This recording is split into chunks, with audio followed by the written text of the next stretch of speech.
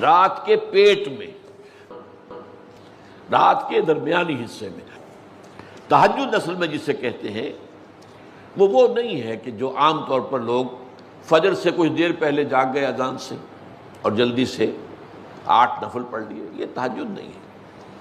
یہ تو فجر کا ضمیمہ بنا لیا، ہاں نوافل ہے، عبادت ہے، اس کے بھی جو اس کے برکات ہیں وہ ظاہر ہوں گی، جو اس کا ثواب اور اجر ہے اللہ دے گا۔ لیکن اصل میں جسے تہجد کہا جاتا ہے وہ رات کو سو کر پھر اٹھنا، نیند کو توڑ کر، اور پھر سو جانا اور پھر اٹھنا فجر کے لیے۔ جوف کہتے ہیں پیٹ کو، کسی شے کے جوف اللیل، رات کے بطن میں، رات کے درمیان میں، یعنی نصف رات گزر جائے اس وقت سے انسان جو ہے وہ نماز پڑھے،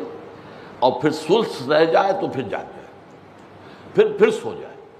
اور پھر اس کے بعد اٹھے فجر کے لیے اور سنتیں پڑھے اور آئے مسجد کے اندر۔ تو یہاں آپ نے فرمایا وَصَلَاةُ الرَّجُلِ فِي جَوْفِ اللَّيْلِ، اور اپنے اس قول کے لیے حضور نے آیتیں تلاوت فرمائی وہی دو آیتیں۔ یہاں یہ سورہ سجدہ کی آیت نمبر 16 اور 17 ہیں۔ تَتَجَافَىٰ جُنُوبُهُمْ عَنِ الْمَضَاجِعِ،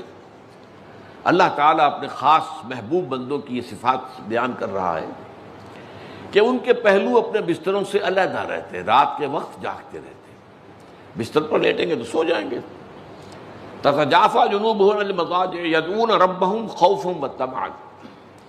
وہ اس وقت اپنے رب کو پکارتے ہیں، دعائیں کرتے ہیں، خوف کے ساتھ بھی، اس کے مواخذے کا خوف، اس کے عذاب کا خوف، اس کے باز پرس کا خوف، اس کی ناراضی کا خوف، جہنم کا خوف، وطمعا، اور طمع کس کی؟ اللہ راضی ہو جائے، اللہ کے اجر و ثواب کی بھی طمع ہو، لیکن سب سے بڑی طمع کیا ہے؟ اللہ مجھ سے راضی ہو جائے۔ اس لیے سب سے اونچا مقام یہی ہے، رضی اللہ عنہم ورضوا عنہ، اللہ ان سے راضی ہو گیا، وہ اللہ سے راضی ہو گئے۔ یہ باہمی رضا ہے، بندہ اپنے رب سے راضی رہے، وہ رہے کہ تسلیم و رضا، جو بھی دنیا میں آ رہا ہے اس پر شکوہ، اللہ کا شکوہ زبان پر نہ لائے۔ جو بھی آ رہا ہے یہ میرے رب کی طرف سے ہے، وہ میرا مولا ہے، آقا ہے، دوست ہے، میرا خیر خواہ ہے، اسے معلوم ہے کہ اس شر کے پیچھے کون سا خیر آ رہا ہے، مجھے کیا پتا، مجھے تو شر نظر آ رہا ہے، خیر تو نظر نہیں آ رہا۔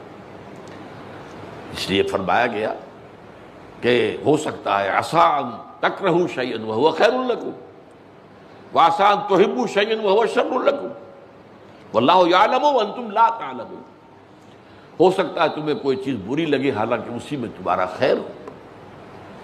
عین ممکن ہے تمہیں کوئی چیز اچھی لگتی ہو حالانکہ اس میں تمہارے لیے شر ہے، اللہ جانتا ہے، تم نہیں جانتے۔ اس کیفیت کے اندر دنیا کی زندگی گزارے، اللہ تعالیٰ آخرت میں اسے راضی کر دے گا، اللہ اس سے راضی ہو جائے گا۔